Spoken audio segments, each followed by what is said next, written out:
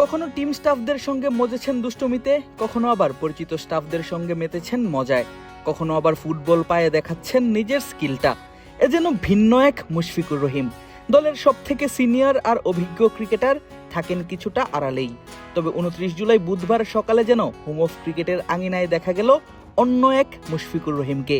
তবে মুশফিক তার দুষ্টুমির সবটাই করেছেন নিজের অনুশীলনটা ভালোভাবে সম্পন্ন করেই। মিরপুরের মূল মাঠে বোলিং মেশিন আর গ্রানাইটের স্ল্যাব বসিয়ে চলছে টাইগারদের ব্যাটিং প্রস্তুতি। আর সেখানেই ব্যাট করার জন্যই মুশফিক প্রথমে প্রস্তুত করে নেন নিজেকে। আর ব্যাটিংটা শুরু করার আগে কথা বলে নেন জাতীয় দলের প্রধান কোচ ফিল সিমন্সের সঙ্গে। কোচের সঙ্গে কথা শেষ করেই নিজের ব্যাটিংটা শুরু করেন মিস্টার ডিপেন্ডেবল। টেস্ট মেজাজে লম্বা সময় করেন অনুশীলন। বোলিং মেশিন থেকে ছোড়া দ্রুতগতির সব বলে সারেন নিজের প্রস্তুতি। পাশাপাশি উইকেটের মাঝে রাখা গ্রানাইটের স্ল্যাবে বল পড়েই পায় এক্সট্রা বাউন্স আর কিছুটা সুইং। কামিন্স, স্টার্ক, হেজেলউড বোলারদের মুখোমুখি হতে হলে এভাবে বল মোকাবেলা করা ছাড়া আর কোনো অপশন নেই বাংলাদেশের।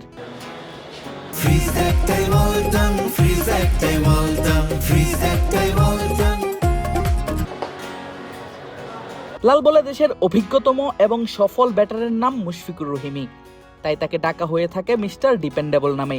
এখন অবধি খেলেছেন 103 টেস্ট ম্যাচ, নামের পাশে 6,806 রান, যেখানে তার এভারেজ প্রায় 40, সেঞ্চুরি 14টি।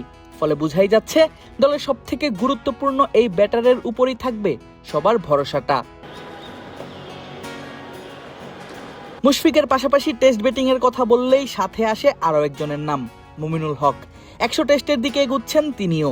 আর নিজের ব্যাটিং অনুশীলন করার আগে মুশফিক বেশ অনেকটা সময় দাঁড়িয়ে দেখেন মুমিনুলের ব্যাটিংটাও। ক্রিজে দুজনকে জুটি করে ব্যাট করতে দেখা যায় প্রায়ই।